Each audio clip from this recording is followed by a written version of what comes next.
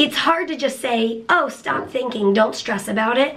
So you have to like purposefully choose something else to give your mind to do in the meantime.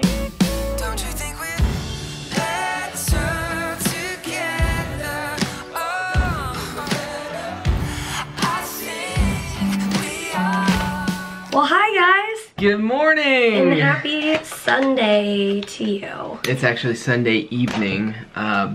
We've had a busy day.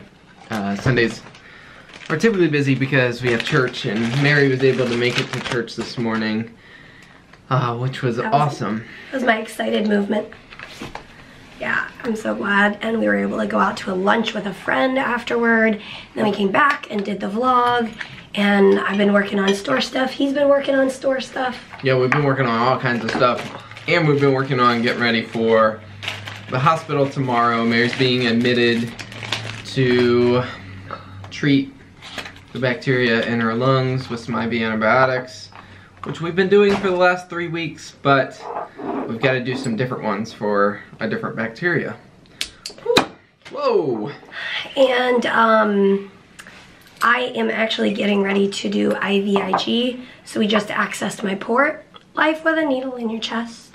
Life with a needle in your chest. So that's nice. I'll be ready to go for tomorrow. I do IVIG every 3 weeks, and it just happened to hit right now, right before I'm admitted. So that's good to get it over with and be ready for my antibiotics. Yeah, and something we always do, because we're pretty independent with Mary's port care, is typically when she's being admitted, if it's somewhat of notice, we access her port before we go in, just so that that's done and out of the way and yeah, ready to go. And sometimes we get questions about like, why do we access my port and that sort of thing. It started out, I learned to do my port by myself right before college so that I was able to be independent with it. And when we got married, he took over, and it's just been, that's how we do it. And one of the reasons that we like doing it is that we know sterile procedure, and we know that the sterile procedure has been taken with care. And so, I don't know, it just makes us feel most comfortable. Yeah. Whereas, obviously, for other people, they feel most comfortable if a nurse does it or whatever. So. And the way we see it also is that like nobody knows Mary's port better than we do, so we stick with that. But stick with it. Stick a needle in it. Give you a little context for today's vlog. We just thought we'd sit here, and I'm eating some pad thai. Mary's getting her IVIG ready, and we would do a little like Q&A about the night before the hospital. Yep. So we actually did have a few days notice this time. When I was in clinic last, I had just finished 3 weeks of IV antibiotics, and that was when we discovered another bacteria in my lungs. So it was going to require different antibiotics. So the doctors needed to discuss that and decide which ones, and there wasn't a particular urgency. I mean, I had enough time to go home, wait a few days, and come back. So that was nice, so that we could come home and pack and finish out the week of what we were doing. Yeah. But sometimes we don't have advance notice, and in that case, you just go to the hospital and you get your stuff later. If that was the case, Peter would have just come back to the house later, a couple days later or whatever, and gotten our stuff. But like growing up, when you were feeling more sick, you would, you know, pack a bag when you go to clinic, wouldn't you? Yeah, when we were going, like, yeah. Just in case you were admitted, kind of like a just in case hospital bag kind of thing. Yeah. But now we live, you know, close enough to the hospital where we feel like if that were the case, I'd just run home and get the stuff. But yeah. So. Yeah. Okay, we got a couple questions. Okay. What are you most scared of at the hospital? And for Courtney, it's IVs. Ouch.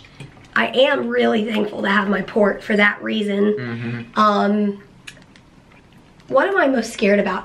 I think the thing that I think the most about before going in is just reactions to antibiotics, like allergic reactions and that sort of thing, I think about that. Right now I'm just holding these bottles so they drip down into the bag. So if you're wondering why I'm doing this. I just like to sit like this. Reactions, and then also just like interactions with different floor doctors or nurses, if there's ever like a miscommunication or a misunderstanding about the orders. If, you know, I'm going on this medication at this time and then somehow there's a misunderstanding, that's the sort of thing that kind of stresses me out the most. But that's part of it. Yeah. So the main reasons right now that I'm being admitted, I'm going to be going on antibiotics that I have reactions to. And so they need to make sure that those reactions are under control in a safe and controlled environment. So I will be pre-dosed with Benadryl. I'm fairly certain we're gonna do that from the start, but we may end up like coming off of the Benadryl to see how my body reacts, and it would be safest to do that at the hospital.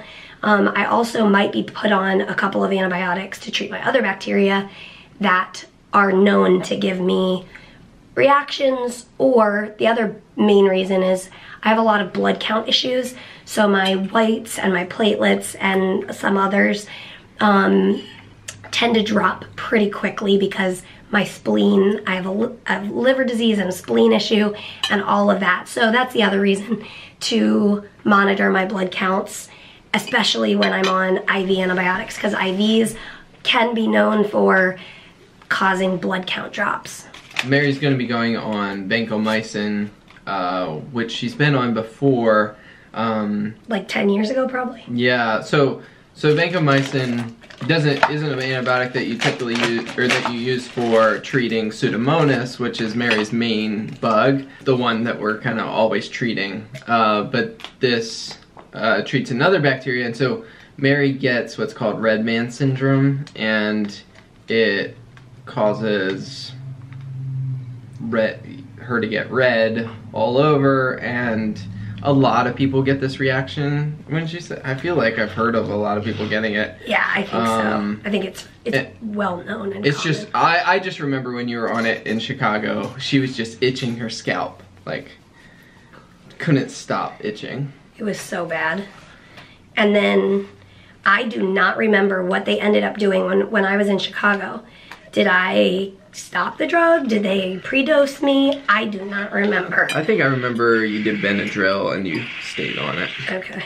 And I think it got better after a few days. Okay. Or maybe we managed it better. But. So that is, yeah, it'll be what it'll be. And we're just gonna take it one day, one dose at a time. And our hope is that I will be able to stay on the vancomycin and treat the new bug. I will be able to go on a couple of other antibiotics for treating the Pseudomonas. Even though it's resistant, we still treat because you don't give up. Have to, yeah. And my hope is that my blood counts and my liver will stay strong enough and my blood will stay happy enough that I can complete 2 or 3 weeks or more, however long it takes, to kick this kind of, I don't even know how to call it, flare.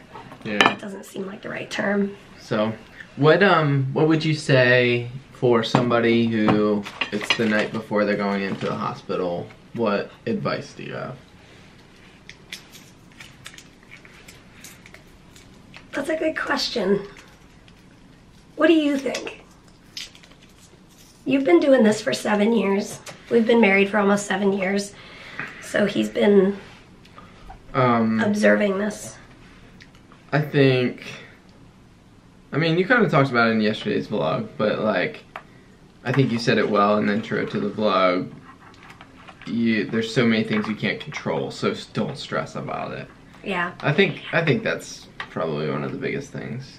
Okay, so I think the reality is that it is very difficult knowing, Okay, so my brain is thinking constantly about all of these unknowns while we're gonna be in the hospital. You know, who's the nurse gonna be?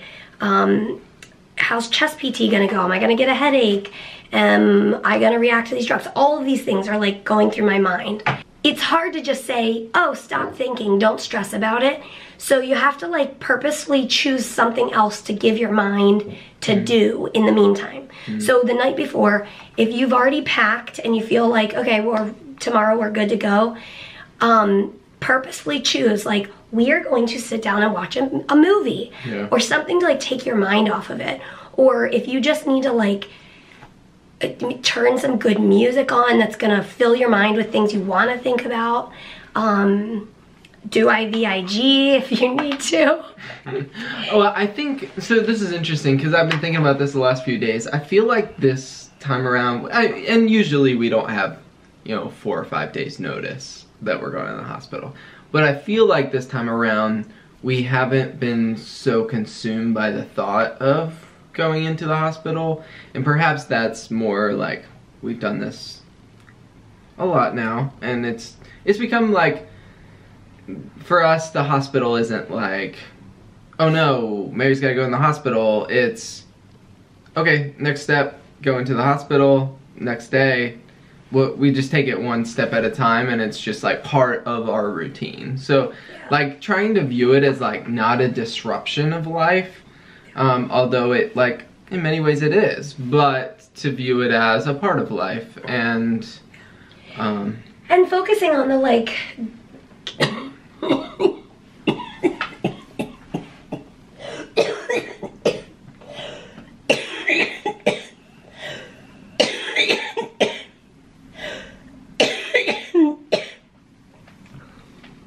focusing on the like good parts about it, like the people you're going to interact with, or the encouragement you might be able to spread to the therapist who comes in the room, or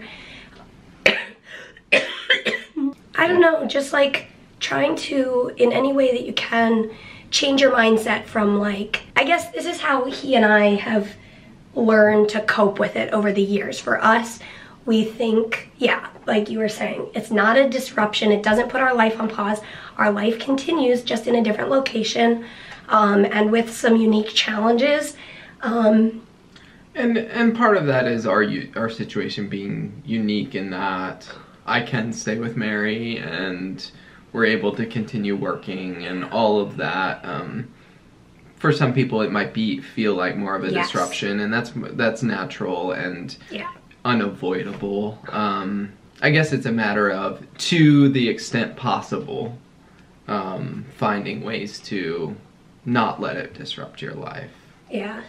I don't know. Yeah, and I think that the majority of that is a mindset. Yeah. But we do know that a lot of, and everybody's life looks a little bit different with if they're working or they're not working, or their spouse or their caretaker or their parent is able to come to the hospital or not. And so the best thing we can say is like, in any way possible, just to make the most of whatever your reality is. And if you need some company while you're in the hospital, we have like 3 years worth of videos, and it makes me sincerely thankful and happy when I hear you guys say, oh, I was binge watching your videos while I was in the hospital because I was bored. I love that. Yeah.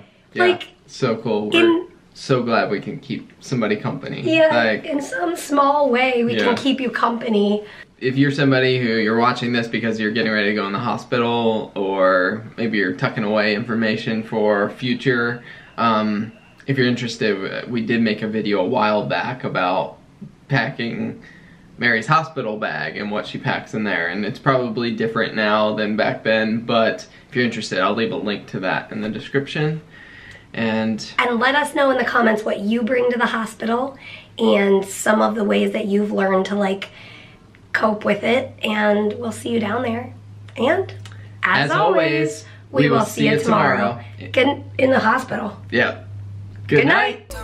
Oh, and we couldn't end the vlog without having the Ollie boy as part of it. So, Ollie boy, He's got his Christmas jammies on. Say goodnight to the people. Good night, guys.